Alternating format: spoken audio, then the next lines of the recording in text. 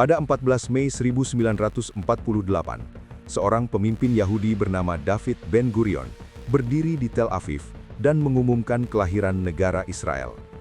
Bagi komunitas Yahudi di seluruh dunia, deklarasi itu adalah puncak dari perjalanan panjang, sebuah tanah air yang lahir setelah berabad-abad pengasingan, diskriminasi dan tragedi kemanusiaan seperti Holocaust.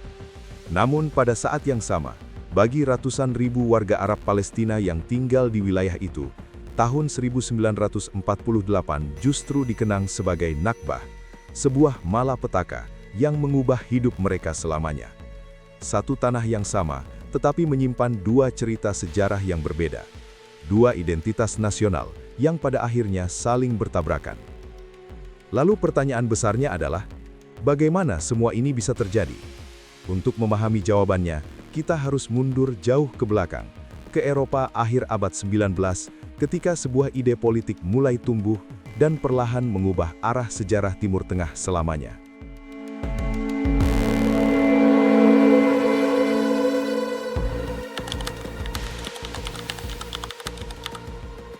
Pada abad ke-19, banyak komunitas Yahudi di Eropa hidup dalam situasi yang semakin tidak aman. Diskriminasi, kekerasan, dan sentimen anti-Yahudi terus muncul di berbagai negara. Di tengah kondisi itulah, seorang jurnalis asal Austria bernama Theodor Herzl mulai memikirkan sebuah solusi radikal. Pada tahun 1896, ia menerbitkan buku berjudul Der Judenstaat, yang berarti negara Yahudi. Dalam buku itu, Herzl berargumen bahwa antisemitisme tidak akan pernah benar-benar hilang di Eropa. Oleh karena itu, ia berpendapat bahwa bangsa Yahudi membutuhkan hal yang paling mendasar, sebuah negara sendiri.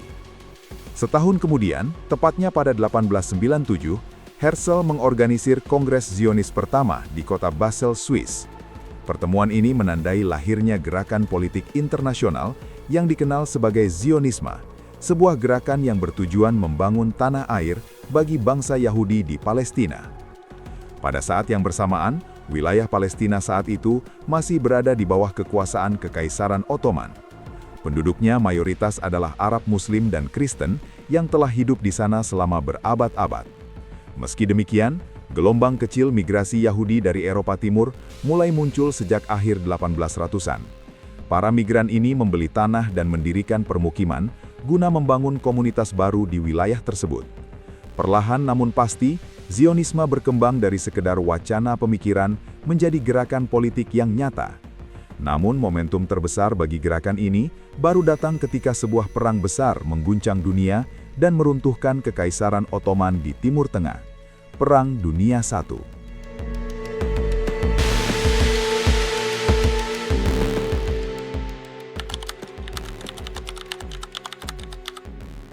Perubahan besar dalam sejarah Palestina lahir dari kekacauan Perang Dunia I.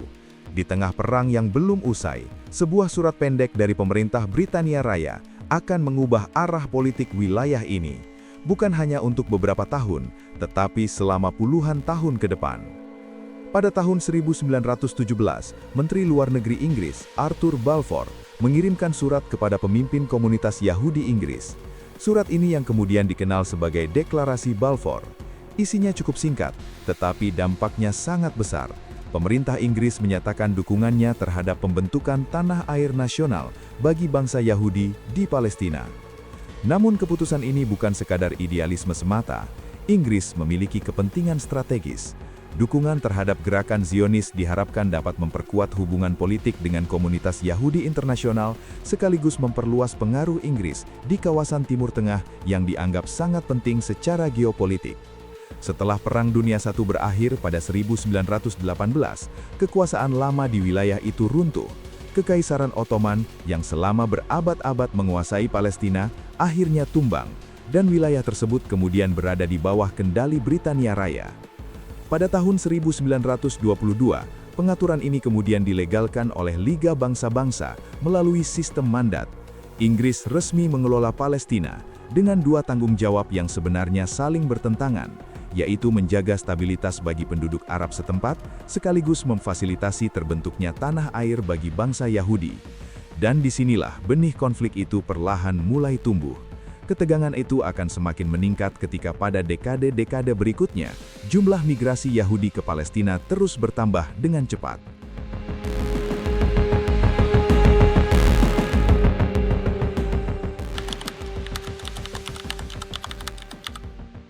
Memasuki dekade 1920-an, perubahan demografis di Palestina menjadi semakin signifikan akibat lonjakan migrasi Yahudi.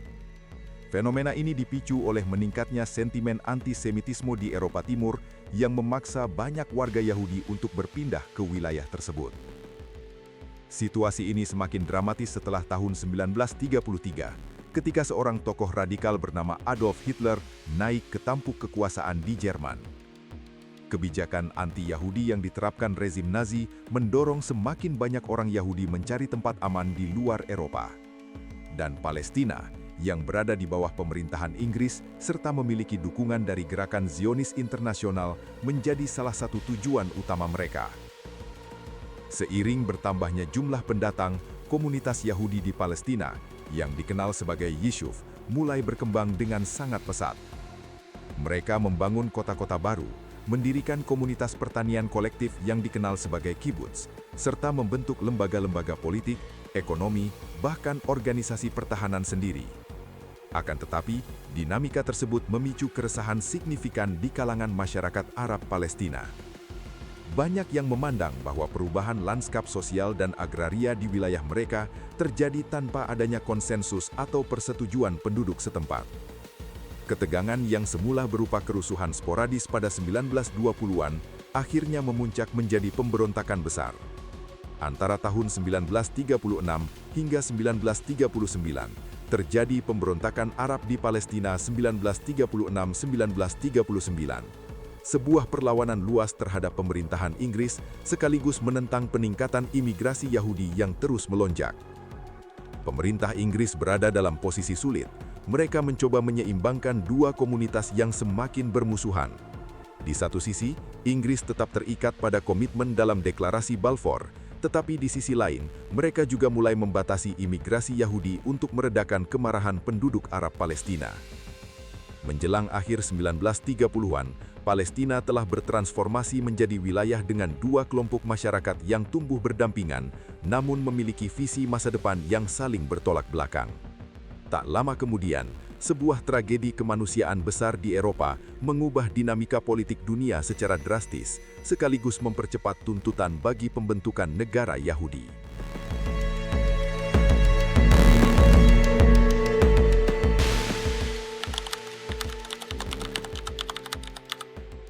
Ketika Perang Dunia II meletus pada tahun 1939, nasib komunitas Yahudi di Eropa memasuki bab paling gelap dalam sejarah mereka. Di bawah kekuasaan rezim Nazi yang dipimpin oleh Adolf Hitler, jutaan orang Yahudi menjadi target kebijakan pemusnahan yang sistematis.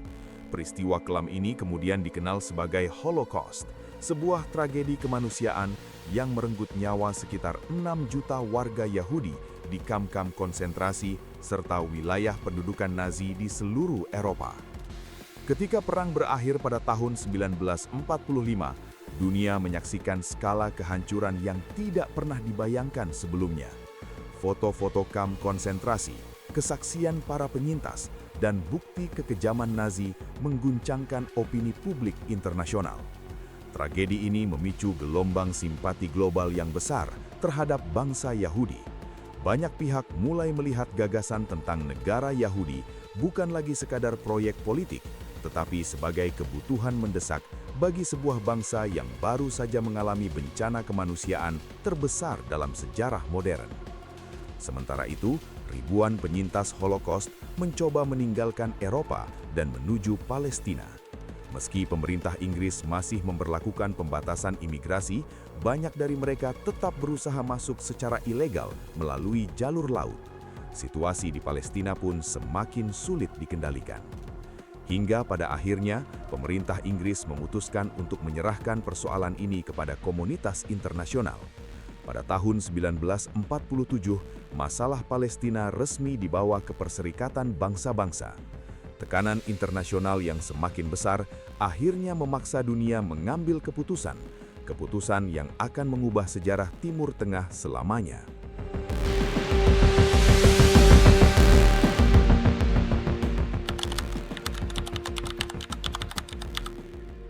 Pada tahun 1947, setelah berbulan-bulan melakukan penyelidikan dan perdebatan, Perserikatan Bangsa-Bangsa akhirnya mengusulkan sebuah solusi untuk mengakhiri konflik di Palestina. Solusi itu dikenal sebagai Rencana Pembagian Palestina 1947. Menurut rencana ini, wilayah Palestina akan dibagi menjadi dua negara terpisah, satu negara Yahudi dan satu negara Arab. Sementara kota Yerusalem direncanakan berada di bawah administrasi internasional karena nilai religiusnya yang sangat penting bagi tiga agama besar dunia. Reaksi terhadap rencana ini sangat berbeda. Para pemimpin gerakan Zionis menerima pembagian tersebut, meskipun wilayah yang mereka dapatkan tidak sepenuhnya sesuai dengan harapan awal. Sebaliknya, para pemimpin Arab Palestina dan negara-negara Arab di kawasan menolaknya. Mereka menilai rencana ini tidak adil karena memberikan sebagian besar wilayah kepada komunitas Yahudi yang saat itu masih menjadi minoritas penduduk. Ketegangan yang sebelumnya bersifat politik segera berubah menjadi kekerasan terbuka.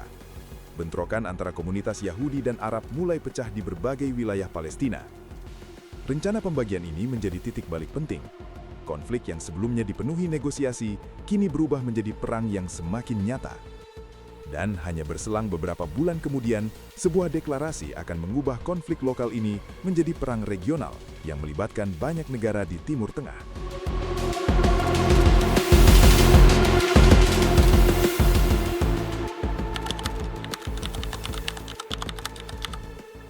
Pada tanggal 14 Mei 1948, hanya beberapa jam sebelum mandat Inggris di Palestina berakhir, para pemimpin Yahudi mengambil langkah yang telah lama mereka persiapkan. Di Tel Aviv, pemimpin Zionis David Ben-Gurion secara resmi memproklamasikan berdirinya negara Israel. Deklarasi itu segera diakui oleh beberapa negara besar dunia. Namun di kawasan Timur Tengah, pengumuman tersebut justru memicu perang. Hanya sehari setelah proklamasi, pasukan dari Mesir, Yordania, Suriah, Irak, dan Lebanon memasuki wilayah bekas mandat Palestina. Konflik ini kemudian dikenal sebagai Perang Arab-Israel 1948. Perang berlangsung sengit selama berbulan-bulan, hingga pada akhirnya Israel berhasil mempertahankan kemerdekaannya dan bahkan memperluas wilayah yang sebelumnya diberikan dalam rencana pembagian PBB. Namun kemenangan ini juga membawa konsekuensi besar bagi penduduk Arab Palestina. Sekitar ratusan ribu orang meninggalkan atau terusir dari rumah mereka. Sebuah peristiwa yang dalam ingatan kolektif Palestina dikenal sebagai Nakba atau malapetaka. Kelahiran Israel pada tahun 1948 tidak hanya menciptakan sebuah negara baru, namun ia juga membuka babak panjang konflik regional yang dampaknya masih terasa hingga hari ini.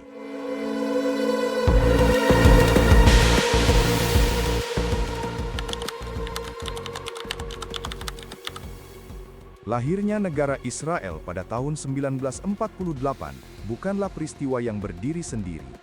Ia lahir dari rangkaian sejarah yang panjang, dimulai dari munculnya nasionalisme modern, tragedi kemanusiaan di Eropa, kepentingan kekuatan global, hingga konflik yang tumbuh di tanah Palestina itu sendiri.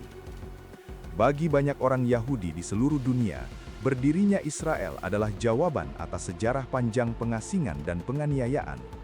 Setelah berabad-abad hidup sebagai minoritas di berbagai negara, akhirnya mereka memiliki sebuah negara yang dianggap sebagai tanah air nasional mereka.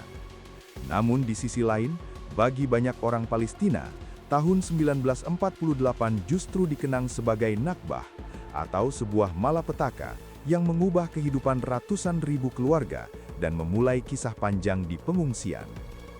Satu peristiwa sejarah yang sama, namun melahirkan dua pengalaman kolektif yang sangat berbeda. Dan hingga hari ini, wilayah kecil di Timur Tengah itu masih menjadi salah satu titik paling sensitif dalam geopolitik dunia. Dan hingga kini, sebuah pertanyaan mendasar masih terus menggantung. Apakah dua bangsa dengan sejarah, identitas, dan ingatan yang saling bertabrakan dapat menemukan cara untuk hidup berdampingan di tanah yang sama? Atau mungkinkah ada solusi lain yang jauh lebih efektif?